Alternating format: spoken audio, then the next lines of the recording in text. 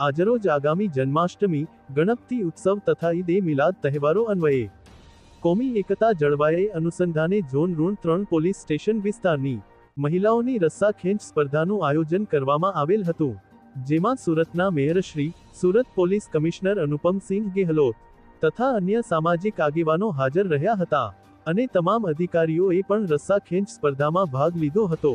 આ કાર્યક્રમ મોઢ વણિક સમાજની વાડી મહિધરપુરા સુરત ખાતે રાખવામાં આવ્યો હતો. Bureau report Surat.